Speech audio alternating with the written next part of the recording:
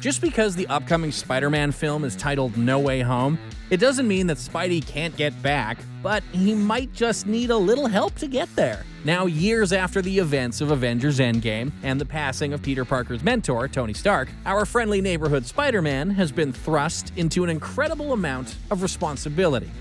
Turns out that with great power, there is indeed a great amount of responsibility. If only someone had let Peter know. With the mounting weight on the shoulders of Spider-Man and the Avengers effectively dissolved, Peter may have to turn to some new allies to help him deal with upcoming threats. And as is common with Spider-Man, alternate dimensions will be coming into play in Spider-Man No Way Home, likely including one of the most popular of Marvel's web crawlers, Spider Gwen, also known as Ghost Spider.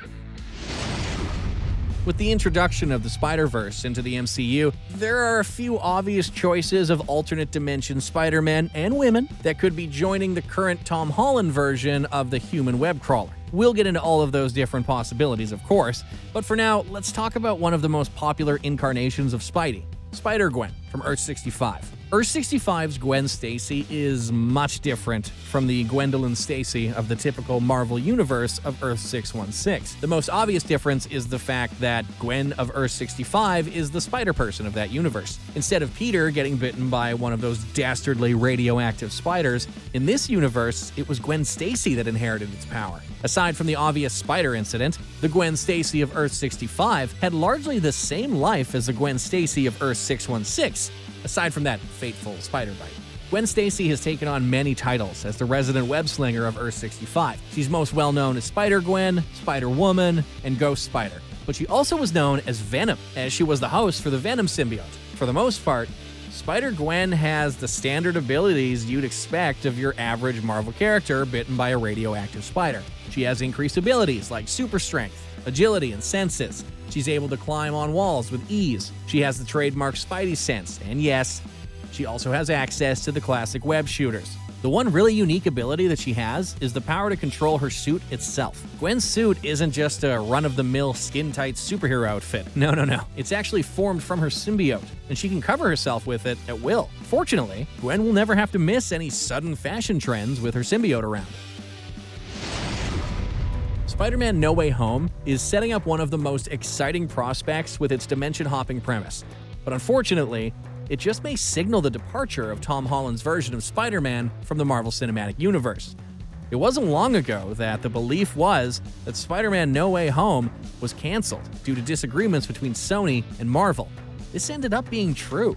However, the two companies were able to find some sort of an agreement that would keep Spidey in the MCU, for the time being at least. With Sony working with Marvel, and Spider-Man Into the Spider-Verse being such a success, reality-bending escapades with Spider-Man make a lot more sense for the MCU. The question on everyone's minds, however, is if Sony will bring their past Spider-Man into the fold, most notably Andrew Garfield's Amazing Spider-Man and Tobey McGuire's beloved Spider-Man from the 2000s. The running theory right now is that Tom Holland's Spider-Man will fall into line with Doctor Strange, which would certainly be a strong catalyst for any reality-bending adventure in the MCU.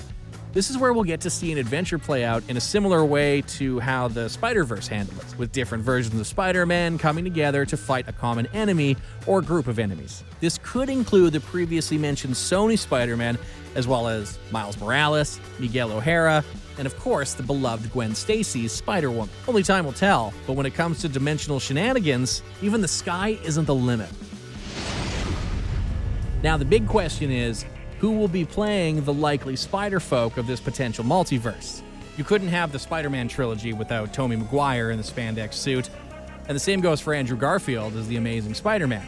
If those versions of Spider-Man happen to appear, you can rest assured that they'll be portrayed appropriately. Miles Morales has never had an on-screen appearance in live action, so if he's to appear, that would have to be a job for Marvel's casting team to figure out already. Unlike many of Spider-Man's doppelgangers, Gwen Stacy has had at least one live-action film role recently, being Emma Stone in the Andrew Garfield-led Amazing Spider-Man films. This version of Gwen Stacy didn't get any sort of spider abilities like Spider Gwen, however, as she was based on the 616 version of Gwen Stacy, who is tragically always unable to be saved by Peter Parker. If Spider Gwen were able to appear in the upcoming film, it seems unlikely that she would be portrayed as Emma Stone for a few reasons.